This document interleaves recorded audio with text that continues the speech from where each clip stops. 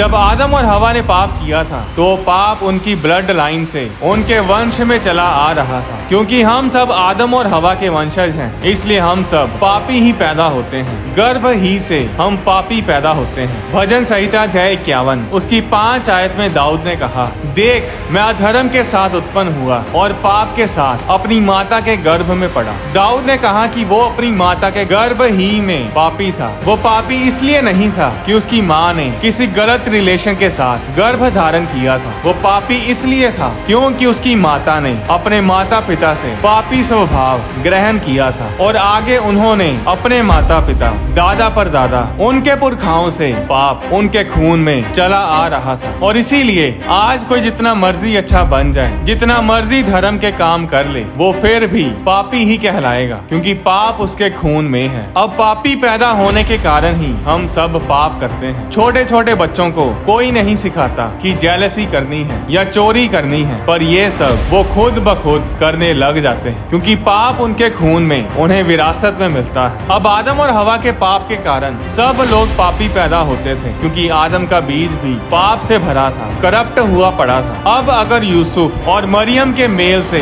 बच्चा पैदा होता तो वो बच्चा प्योर ब्लड नहीं होता, और अगर यीशु मसीह प्योर ब्लड नहीं होते तो उनकी कुर्बानी से कोई फायदा नहीं होना था। और इसीलिए यीशु मसीह का पिता यूसुफ नहीं था, यीशु मसीह का पिता खुद यहोवा परमेश्वर थे। अब यहोवा परमेश्वर मरियम के गर्भ के ऊपर अपना वचन बोलते हैं, और वो वचन बॉडी का रूप लेता है, जिसके बारे में यूहन्ना अध्याय 1 उसकी 1 आयत और 14 आयत में हम पढ़ सकते हैं। आदि में वचन था और वचन परमेश्वर के साथ था और वचन परमेश्वर था। यही आदि में परमेश्वर के साथ था। 14 आयत में लिखा, और वचन देहधारी हुआ और अनुग्रह और सच्चाई से परिपूर्ण होकर हमारे बीच में डेरा किया, और हमने उसकी ऐसी महिमा देखी जैसी पिता के इकलौते की महिमा। वो वचन यीशु मसीह थे जो मरियम के गर्भ में थे। अब यीशु मसीह का ब्लड प्योर ब्लड था। वो ना तो माँ के ब्लड के साथ मिक्स हुआ और ना ही इस धरती के पिता के करप्ट ब्लड के साथ, क्योंकि वो ब्लड स्वर्गीय पिता परमेश्वर का था। वो ब्लड गॉड ब्लड था। और जब वो बच्चा हुआ तो उसका प्योर ब्लड था, पवित्र ब्लड था, और उसी के प्योर ब्लड ने सारी दुनिया को पाक साफ किया। अब ब्लड ने कैसे साफ किया, ये एक अलग वीडियो में हम बात करेंगे। यीशु मसीह के ब्लड के अंदर परमेश्वर का डीएनए था। यीशु मसीह के अंदर मरियम का ब्लड नहीं था, बल्कि मरियम खुद यीशु मसीह के ब्लड के द्वारा बचाई गई। अब जो मैं आपको बताने जा रहा हूँ, इन बातों को बड़े ध्यान से सुनिएगा, क्योंकि ये वचन आपका जीवन बदलने जा रहे हैं। यशाया अध्याय 9 की 6 आयत में लिखा, क्योंकि हमारे लिए एक बालक उत्पन्न हुआ, हमें एक पुत्र दिया गया है और प्रभुता उसके कांधे पर होगी। अब दोबारा इस आयत को सुनिएगा, क्योंकि हमारे लिए एक बालक उत्पन्न हुआ, हमें एक पुत्र दिया गया है और प्रभुता उसके कांधे पर होगी। अब बालक तो पैदा हुआ है, पर बेटा पैदा नहीं हुआ। बेटा परमेश्वर ने दिया। मरियम ने बच्चा पैदा किया, पर बेटा परमेश्वर ने दिया था। मरियम ने शरीर पैदा किया, पर आत्मा परमेश्वर ने दी। मरियम ने घर तैयार किया, पर परमेश्वर ने उसके अंदर रहने वाला आत्मा दिया। और इसीलिए लिखा है कि हमारे लिए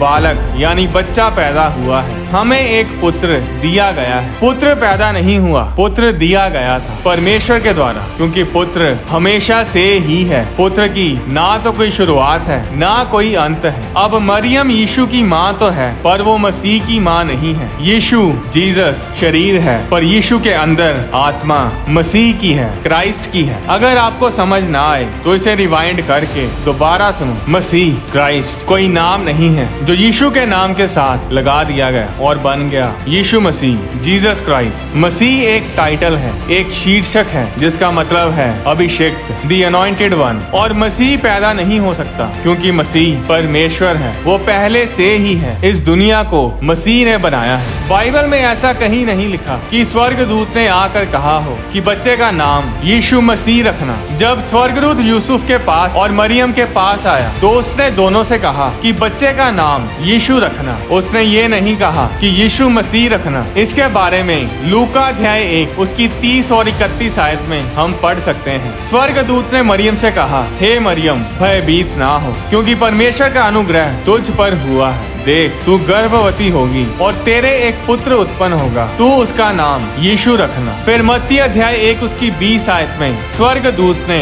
यूसुफ से कहा, हे यूसुफ दाऊद की संतान, तू अपनी पत्नी मरियम को अपने यहाँ ले आने से मत डर, क्योंकि जो उसके गर्भ में है वह पवित्र आत्मा की ओर से है। वह पुत्र जनेगी और तू उसका नाम यीशु रखना। अब यीशु जीसस बॉडी है, शरीर है, और मसीह यानी क्राइस्ट आत्मा है जो कि खुदा है, और इसीलिए उन्हें यीशु मसीह जीसस क्राइस्ट बोला जाता है। यीशु ने मसीह को इस धरती के ऊपर लीगल बनाया, कानूनी तौर पर रहने और काम करने योग्य बनाया। बिना किसी डाउट्स और सवालों के इन वचनों को सुनते जाइए। मैं हर बात को परमेश्वर के वचन के साथ प्रूव करता जाऊंगा। अब मनुष्य के पास अधिकार है प्रार्थना करने का, और यही कारण था कि यीशु मसीह इस धरती पर प्रार्थना कर सकते थे, क्योंकि वो इस धरती पर लीगल थे, वो शरीर में थे। अब प्रार्थना क्या है? प्रार्थना एक लाइसेंस है जो हम परमेश्वर को देते हैं कि परमेश्वर इस धरती पर आकर काम कर सके, बिना इंसान की मर्जी के, बिना इन्विटेशन के,